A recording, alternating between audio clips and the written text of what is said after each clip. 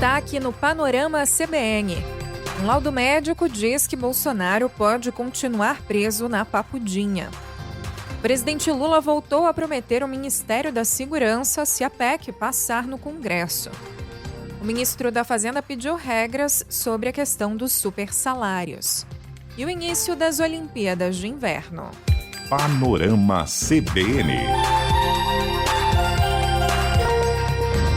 Olá, bem-vinda, bem-vindo. Eu sou Nadédia Calado. Essa é a segunda edição do Panorama CBN e a gente te conta em menos de 30 minutos as principais notícias do dia.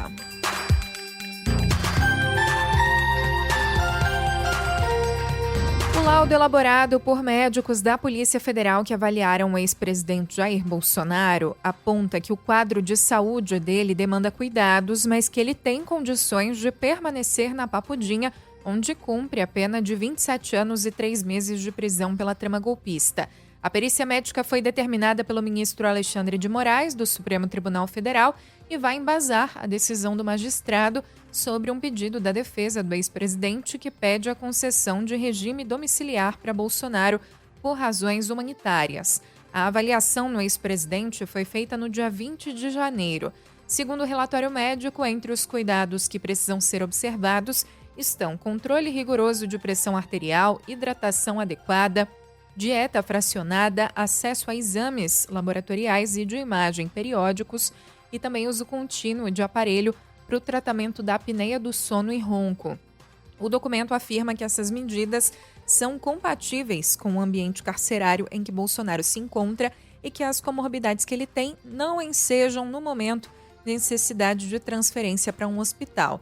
Nesse laudo, Bolsonaro disse que vê uma melhora no ambiente da Papudinha em comparação com a sala na Superintendência da Polícia Federal, onde esteve detido antes. Por falar na trama golpista, o deputado cassado Alexandre Ramagem foi interrogado por videoconferência no Supremo Tribunal Federal. Segundo o termo de audiência protocolado na corte, a sessão durou 50 minutos. Ramagem foi ouvido porque o ministro Alexandre de Moraes decidiu retomar uma ação penal pelos crimes praticados depois da diplomação do ex-diretor da Agência Brasileira de Inteligência, ABIN, como deputado federal. Os crimes foram praticados, claro, em 8 de janeiro de 2023 e são dano qualificado e deterioração do patrimônio tombado. De acordo com a TV Globo, ele negou ter cometido os crimes, atacou Moraes e afirmou que é vítima de uma farsa. A ação tinha sido suspensa por decisão da Câmara, mas Ramagem perdeu a imunidade parlamentar quando foi cassado. Em evento em Salvador, nesta sexta-feira, o presidente Lula retomou a promessa de criar o Ministério da Segurança Pública caso a PEC sobre o tema seja aprovada no Congresso. A manifestação vem na mesma semana em que o petista fez gestos de reaproximação aos presidentes da Câmara e do Senado. Nessa semana, Hugo Mota participou de jantar da confraternização na Granja do Torto, que é a casa de verão da presidência, lembrando. Vamos ouvir então a fala do presidente Lula. Nós sabemos que a segurança pública é um problema no país. Eu estou com a PEC no Congresso Nacional para definir qual é o papel da União na segurança pública. Porque pela Constituição, a segurança pública é da responsabilidade do Estado. A União cuida da Polícia Federal e da Polícia Rodoviária Federal. E se a PEC for aprovada, eu vou criar o Ministério da Segurança Pública. Mas vai ter que ter dinheiro para a gente resolver esse negócio. Lula também afirmou que os governadores contrários à PEC da Segurança não querem a ação do governo federal. Segundo ele, todos os governadores do Nordeste demonstraram ser favoráveis à proposta. O governo pretende modificar o relatório apresentado na Câmara dos Deputados para a PEC da Segurança Pública, com previsão de ser levado para votação em plenário no início dos trabalhos legislativos do ano. A ideia é reaproximar o texto da versão que foi originalmente encaminhada pelo Palácio do Planalto. Lula também afirmou nesta sexta que libertar o ex-presidente Jair Bolsonaro, preso lá há 6 meses, seria como desmoralizar a seriedade da Suprema Corte, que o condenou por tentativa de golpe de Estado. Para Lula, Bolsonaro tentou destruir a democracia brasileira. Essas declarações foram feitas em entrevista à TV Aratu, da Bahia, enquanto Lula defendia o veto integral ao projeto de lei aprovado pelo Congresso Nacional para reduzir as penas aos envolvidos nos ataques de 8 de janeiro de 2023. O ministro da Fazenda, Fernando Haddad, também cumpriu a agenda em Salvador e afirmou que a solução para os chamados supersalários no funcionalismo público passa pela aprovação de uma lei que regulamente as verbas indenizatórias. A manifestação aconteceu quando ele foi questionado a respeito da decisão do ministro Flávio Dino, do Supremo Tribunal Federal, sobre a suspensão de benefícios pagos sem previsão legal. Haddad disse que vem defendendo a criação de regras transparentes para os chamados penduricalhos. Há 3 anos defendendo que nós possamos apreciar uma lei adequada para regular verba indenizatória. Não pode ficar sem regra, porque a verba indenizatória, como o próprio nome diz, é um ressarcimento. Você está indenizando alguma coisa que o servidor gastou para cumprir uma obrigação funcional. Perdeu-se um pouco esse conceito ao longo dos anos. Você tem o número de auxílios chega a mais de 30, né? O que não é razoável. E outra, eu sempre defendi que houvesse um teto para esse tipo de indenização. Ele também ressaltou que a indenização perdeu o caráter de ressarcimento de despesas do servidor no exercício da função para se tornar aumento indireto de salários. E um grupo de 10 organizações da sociedade civil mandou um ofício ao presidente Lula pedindo veto integral a trechos de 2 projetos de lei aprovados pelo Congresso que instituem a chamada licença compensatória para servidores da Câmara dos Deputados e do Senado. Na solicitação, também reforçam o pedido já enviado em dezembro para que não seja sancionado benefício semelhante para o Tribunal de Contas da União. As entidades argumentam que os projetos institucionalizam o benefício pela primeira vez em lei, o que vai levar a pagamentos extrateto e elevação dos gastos públicos com possível efeito cascata na administração pública.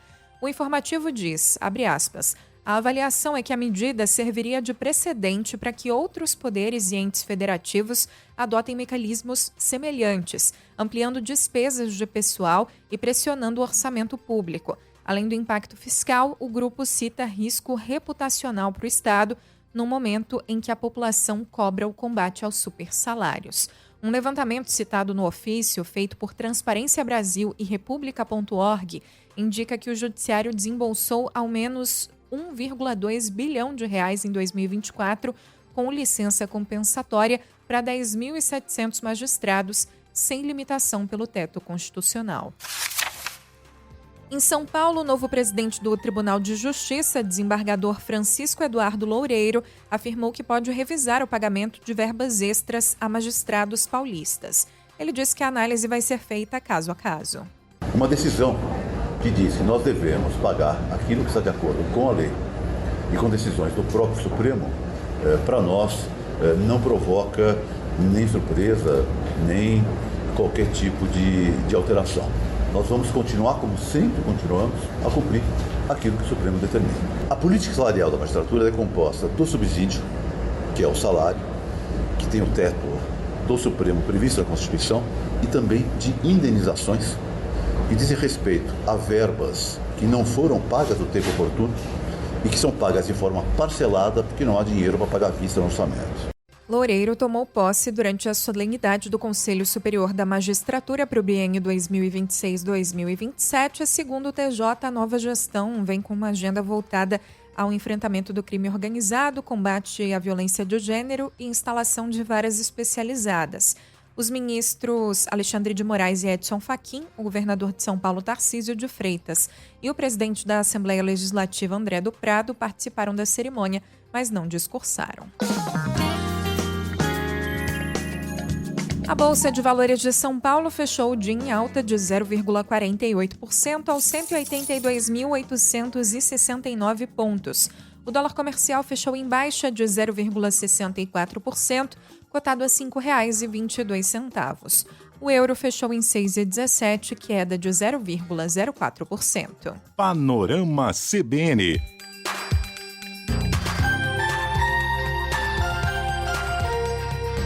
E aquela hora diária de falar do Banco Master. A Polícia Federal cumpriu 4 mandados de busca e apreensão em Macapá, um deles no prédio da Amprev, a Amapá Previdência, que é o Fundo de Aposentados e Pensionistas do Estado.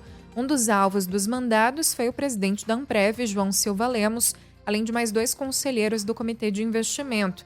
A investigação apura em que circunstâncias foi autorizada a aplicação de R$400 milhões da Amprev em letras financeiras emitidas pelo Banco Master, operação considerada de alto risco. Esse valor representa cerca de 5% do patrimônio líquido da Previdência Estadual do Amapá. O Master, lembrando sempre, foi liquidado em novembro pelo Banco Central. A Amprev declarou que se sente lesada pelos maus feitos do Master e diz que não abre mão de ser ressarcida. A Amprev só não aplicou mais dinheiro que o Rio Previdência, que também foi alvo de operação da PF essa semana. E você ouviu aqui que o ex-presidente do fundo foi preso, inclusive. E termina nessa sexta o prazo do BRB para apresentar ao Banco Central o plano de recuperação das perdas decorrentes da negociação de compra do Banco Master. A estimativa é de que o rombo da instituição financeira de Brasília chegue a 5 bilhões de reais. O valor exato da recomposição vai ser detalhado no próprio documento. Se aprovada pela autoridade monetária, a proposta terá de ser executada em até 6 meses. A Casa Branca minimizou uma publicação em que o presidente dos Estados Unidos, Donald Trump, coloca o casal Barack Obama e Michelle Obama como macacos. A porta-voz do governo, Karoline Leavitt, mandou uma resposta ao jornal The Guardian, em que diz ser um vídeo meme da internet, retratando o republicano como o rei da selva e os democratas como personagens do Rei Leão. Ela ainda disse, abre aspas, por favor, parem com essa indignação falsa e noticiem hoje algo que realmente importe para o público americano, fecha aspas. Embora o vídeo tenha sido publicado na conta pessoal de Donald Trump na rede social dele, Truth Social, um integrante da Casa Branca disse à agência de notícias Reuters que a postagem foi feita por um funcionário do governo norte-americano de forma errônea. E o vídeo foi apagado depois disso. As imagens parecem ter se originado num canal de extrema-direita. O vídeo dura 1 minuto e trata de alegações falsas de que a empresa de apuração de votos Dominion Voting Systems ajudou a roubar a eleição de 2020, quando Trump saiu derrotado por Joe Biden. No vídeo, os rostos dos Obamas aparecem sobrepostos a corpos de macacos por cerca de 1 segundo no final. A canção do filme O Rei Leão, The Lion Sleeps Tonight, toca ao fundo quando o casal aparece, sendo que os dois não têm relação nenhuma com uma pretensa denúncia lá do presidente americano. Tim Scott, que é o único senador negro do Partido Republicano dos Estados Unidos, disse nessa sexta que o vídeo é a coisa mais racista que ele já viu sair da Casa Branca. Políticos democratas, claro, também condenaram a publicação. E o ministro das Relações Exteriores do Irã afirmou que a reunião com os Estados Unidos sobre o programa nuclear iraniano teve uma atmosfera muito positiva. De acordo com ele, os dois lados concordaram em manter as negociações. O diálogo ocorre em meio a uma troca de ameaças entre Teherã e Washington. A gestão Trump deslocou recentemente para o Oriente Médio um dos maiores porta-aviões da frota militar americana.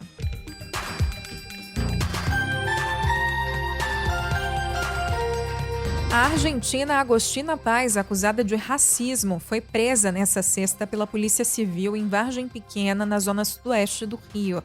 Ela foi indiciada por ofensas racistas contra um trabalhador brasileiro num bar de Ipanema.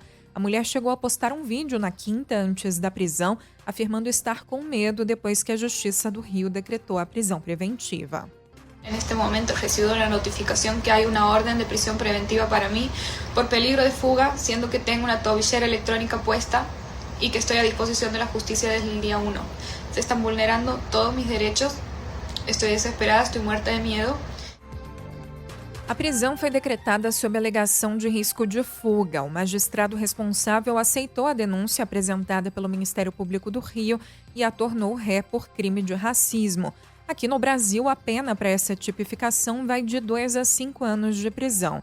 Antes da decisão, ela já tinha sido proibida de deixar o país, teve o passaporte retido e passou a usar tornozeleira eletrônica. De acordo com a ação penal, Agostina estava com 2 amigas num bar na rua Vinícius de Moraes, quando discordou dos valores da conta e chamou um funcionário do estabelecimento de negro de forma ofensiva. Mesmo depois de ser advertida pela vítima de que a conduta é crime no Brasil, Ela se dirigiu à caixa do bar, chamou a funcionária de mono, que é o termo espanhol para macaco, e fez gestos simulando o animal. Imagens anexadas ao processo indicam que depois de sair do bar, ela voltou a proferir ofensas racistas. Na calçada em frente ao estabelecimento, ela repetiu os gestos imitando macaco contra 3 funcionários. Imagens que você provavelmente viu nas redes sociais. O ex-participante do BBB 26, Pedro Espíndola, foi indiciado pela Polícia Civil do Rio de Janeiro por importunação sexual. Durante o programa, ele tentou beijar a advogada Jordana Moraes na despensa da casa, sem o consentimento dela. Segundo a polícia, Pedro não foi ouvido durante as investigações porque não foi localizado. A delegacia informou que as imagens do caso exibidas no programa foram analisadas e comprovaram o crime. O caso aconteceu no dia 17 de janeiro. 6 empresas demonstraram interesse em participar do leilão de concessão do Aeroporto do Galeão do Rio de Janeiro. O certame está marcado para o dia 30 de março na sede da B3, em São Paulo. Na quinta-feira, o governo federal fez um roadshow, uma série de apresentações para o mercado para detalhar os ativos do aeroporto e atrair investidores para o processo de concessão. O valor mínimo fixado para o terminal é de R$ 932 milhões a serem pagos à vista. O Galeão tem capacidade para 35 milhões de passageiros e foi construído para ser a porta de entrada do Brasil, mas ficou subutilizado depois da pandemia. Em 2023, transportou menos de 8 milhões de passageiros. Nos últimos 2 anos, o governo fez mudanças na gestão dos terminais do Rio, destinando mais passageiros para o Galeão e limitando os voos para o Santos Dumont. Em 2025, depois, então, da medida, o Galeão transportou 17 milhões e meio de passageiros. A expectativa das empresas é conseguir elevar esse número para mais de 20 milhões por ano depois do leilão. Quase 2 meses depois das mudanças anunciadas pelo governo para a obtenção da CNH, 20% das autoescolas fecharam as portas em algumas regiões do país. Para tentar se manter de pé, as que ainda funcionam cobram mais caro pela hora-aula. Outras precisaram demitir até 80% dos funcionários. As clínicas credenciadas para fazer o exame médico também alegam que não se sustentam mais. Mas a procura pela primeira habilitação saltou 360% no país, segundo o Ministério dos Transportes. Após a mudança que passou a exigir só 2 horas práticas e um curso teórico gratuito pelo celular, as autoescolas foram as que mais sentiram. Segundo a Federação Nacional das Autoescolas, houve uma redução de até 80% dos vendedores e instrutores teóricos. O custo para obter a carteira é menor para quem vai fazer só as aulas obrigatórias, mas o preço da hora-aula subiu até 160%, passando de R$ 75,00 por hora em pacotes fechados com mais aulas para até R$ 200,00 para quem vai fechar poucas aulas. Para o presidente da federação, Igor Valença, as mudanças banalizaram as regras. A gente ficou muito preocupado porque a gente não via uma modernização, nem via uma desburocratização. A gente via uma substituição do modelo atual e uma banalização da formação de condutores. Eles estão transformando a habilitação no RG. Ficava muito mais fácil uma resolução dizendo, ao tirar seu RG, você também tem o direito de dirigir.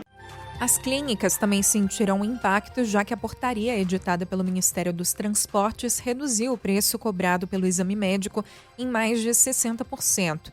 O condutor, que pagava cerca de R$ 250,00, agora paga R$ 90,00. Essa medida entrou em vigor há menos de um mês, mas em Brasília, por exemplo, mais de 10 clínicas credenciadas fecharam as portas. A arrecadação caiu cerca de 70%. A Secretaria Nacional de Trânsito rebate as críticas e diz que o processo era muito burocrático. Como resultado, em menos de 2 meses, 3 mil pessoas tiraram a CNH já pelo novo modelo, reduzindo um prazo médio que durava 9 meses. O secretário nacional de Trânsito, Adroaldo Catão, diz que os brasileiros já percebem um custo bem mais baixo e um modelo mais flexível. A redução de custo já está aparecendo para o cidadão. Isso foi praticamente imediato, com prazos menores, as pessoas estão tirando a primeira habilitação em bem menos tempo, as pessoas já estão tendo acesso a um modelo mais flexível, mais simples, menos burocrático. O processo de mudança e desburocratização da obtenção da primeira habilitação já é um sucesso em todo o Brasil. Com a volta do recesso no Judiciário e no Congresso, a ofensiva pela revogação das medidas já começou. Os setores pressionam pela derrubada da medida provisória do governo e acionaram a Justiça. Em Minas Gerais, inclusive, um conselheiro do Tribunal de Contas do Estado suspendeu os efeitos da portaria por lá.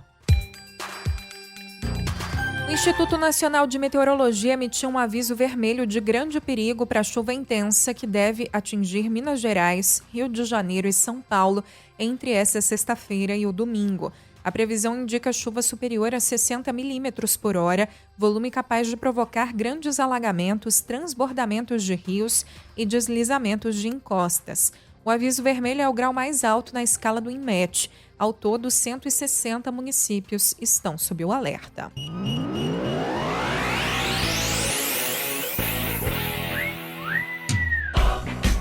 No momento em que a gente grava essa edição, está em andamento a cerimônia de abertura dos Jogos Olímpicos de Inverno Milão-Cortina 2026. O Brasil busca uma medalha inédita na competição e está representado em 5 esportes: bobsled, esqui alpino, esqui cross-country, skeleton e snowboard.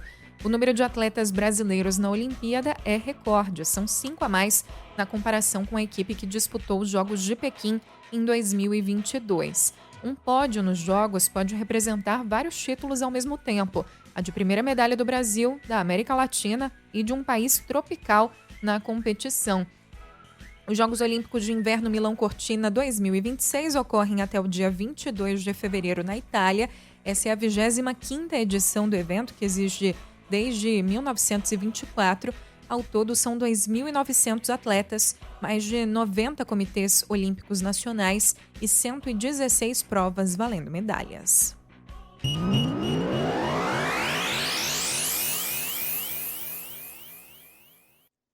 E agora é hora de sintonizar a Rádio Sucupira.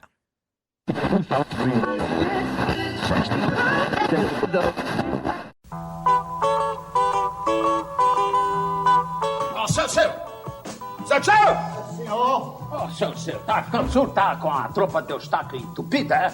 Onde é que tá aquela cópia do projeto que a Câmara vai votar hoje? Aquele projeto de aumento do funcionalismo. Tá aqui na sua mesa, eu pus aqui. É aumento de salário pro próprio Poder Legislativo. O mais de R$1 bilhão de impacto. E olha só que maravilha, a prioridade do Congresso Nacional é votar aumento de salário para quem já recebe os maiores salários do funcionalismo público. O projeto de aumento desses descompetentes tal como aumento do senhor. Tá aqui, é porque o senhor tá nervoso, aí não acha a coisa. Nós estamos aqui discutindo apenas a parte dos servidores de carreira que já recebem o teto do seu salário, que inclusive é o teto que nós deputados recebemos, que passarão a ter o direito de receber extrateto pelas funções que ocupam. São as mordomias, senhor. As mordomias. Todo mundo é contra enquanto não pega umas beiradas. Pra frente, Sucupira! Não há nenhuma ilegalidade no que nós estamos fazendo, porque muitos jornais têm falado, a imprensa tem dito assim: não, essa verba é ilegal, o Lula deve vetar só aquilo que é ilegal. Não, não é ilegal o que nós estamos fazendo, é legal, está na lei. É o regulamento da Câmara. Regulamentos, regimentos, protocolices, burocratices. É por isso que esse país não vai para frente. Nós não podemos abrir essa exceção para um fura-teto, para possibilitar licença ser compensada com pecúnia, com remuneração. O senhor não entende mesmo de política. Eu já lhe expliquei, seu, que tudo isso que a gente está fazendo, embora me pareça desonesto, indigno, indecoroso, é plenamente justificado pelo o objetivo que nós temos em vista. É esse o debate, a gente tem que debater o tamanho do teto, não mecanismos para furar o teto e fingir que existe um teto. Então eu acho que a decisão do ministro Flávio Dino é corretíssima. Rádio Difusora de Sucupira, aqui no Arranamira, transmitindo diretamente do fórum. Vamos tentar uma entrevista com o doutor Juiz. Não há nenhuma carreira pública com tantas vedações como a magistratura. E como o magistrado só pode dar aulas e só pode dar palestras, passaram a demonizar palestras dadas por magistrados. Data vênia, me permita o ilustre agora travestido de empresário, que eu discordo. Magistrado é sócio de determinada empresa ou é acionista, não pode? Pode. Se assim não fosse, ministro Cássio, nenhum magistrado poderia, por exemplo, ter alguma aplicação num banco. Ações de um banco, é acionista do banco. Então não vai poder julgar ninguém no sistema financeiro. Eles querem saber da verba, do dinheiro. Isso, Alexandre, teria que doar a sua herança a alguma entidade de caridade. Vários magistrados são fazendeiros. Vários magistrados são donos de empresas. E eles, não exercendo a administração, eles têm todo o direito de receber os seus dividendos. Eu não quero falar em dividendos nem multiplicantes agora. Eu quero saber quando é que a coisa está funcionando.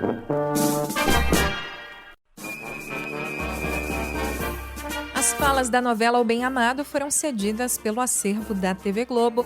O texto é de Dias Gomes e a interpretação do prefeito Odorico Paraguaçu é de Paulo Gracindo.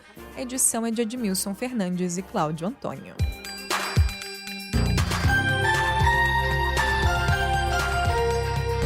Pra gente se despedir, eu trago a sua participação no Spotify. A Dani comentou elogiando a decisão do ministro do STF, Flávio Dino, sobre os supersalários. A Selma fez uma crítica a casos de autoridades que recebem dinheiro de banco, ainda mais no caso do Master, que envolve fraudes. E a Júlia falou que é só eu aparecer que as notícias capixabas aparecem também. Isso aí é o destino, o algoritmo da vida real. Se quiser mandar seu oi pra gente, também tem a caixinha de comentários no Spotify. Meu Instagram é @NADJCalado. E assim a gente vai encerrando essa edição. O roteiro e a produção foram feitos por mim, Nadédia Calado. A edição e a sonorização foram do Daniel Mesquita. Ao longo do fim de semana, fique bem informado na programação da CBN, no site cbn.globo.com e no podcast do Jornal da CBN. Enquanto o Panorama CBN volta na segunda-feira, a edição da manhã é sempre às 7, com a Bianca Santos. Até segunda!